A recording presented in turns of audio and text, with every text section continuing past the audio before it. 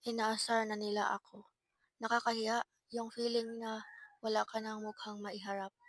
Paiba-iba sila na sinasabi 'pag tinitinginan ka nila.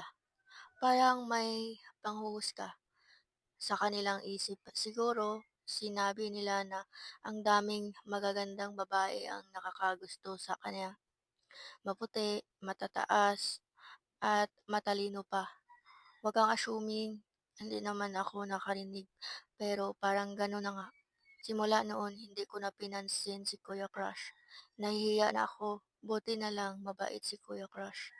Kahit alam niya na pinansin niya pa rin ako, pero mahiya na ako sa kanya. Sabi lang niya, natural lang yan na may crush ka, part lang yan sa pagdadalaga mo. Naiintindihan ko yun, hayaan mo mawawala din yan sa tamang panahon. Kinilig naman ako ni Kuya Crush, hanggang doon lang yun. Hindi rin madaling makalimutan kasi pumapasok na siya sa mga panaginip ko at nakalipas ang ilang buwan nabalitaan ko na may jowa na siya. Hindi ko alam kung bakit nasaktan ako. Hindi ko inaasahan yun. Hindi ko mapigilang umiyak ng patago. Ayaw ko nang magkwento kaya ako lang nakakaalam.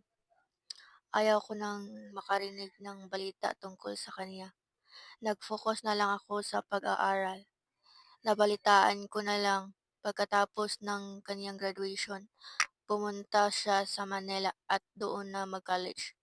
Pagkalipas ng maraming taon, umuwi siya sa lugar namin. Wala lang, ang pogi niya lang tingnan. Kinilig na naman ako sa mga ngiti niya. Hindi pa rin siya nagbabago, cute pa rin. At nai-inlove na siguro ako, lalo na tuwing kumakanta siya ng karaoke. Parang nang-aakit ang kanyang ngiti.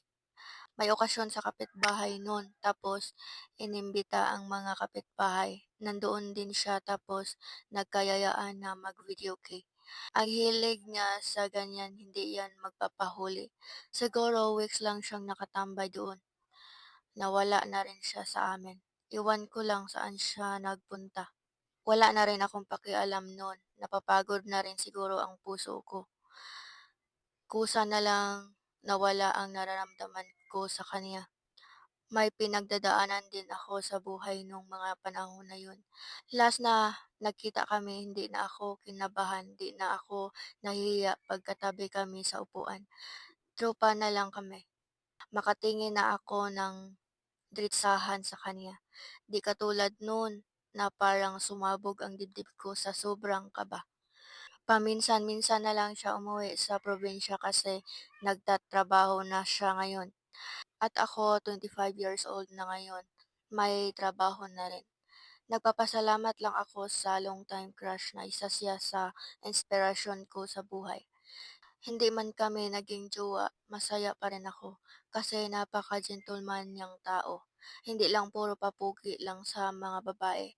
May respeto rin at yan ang pinaka-importante at never niya akong pinaringgan ng masasakit na salita kahit alam niya na crush ko siya. Hindi siya nagbabago, hindi katulad ng iba diyan, magalit kung malaman na may crush ang isang babae sa kanya kahit trip-trip lang ng mga kaibigan. Sabihin na may crush ang kaibigan namin sa'yo kahit hindi naman.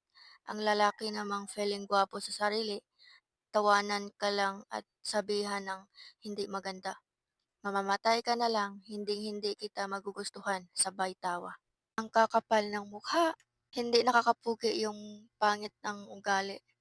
Nakaka-turn off yun sa mga babae. Kahit magaganda pa yan, 'pag pangit ang ugali mo, hindi yan makakagusto sa'yo.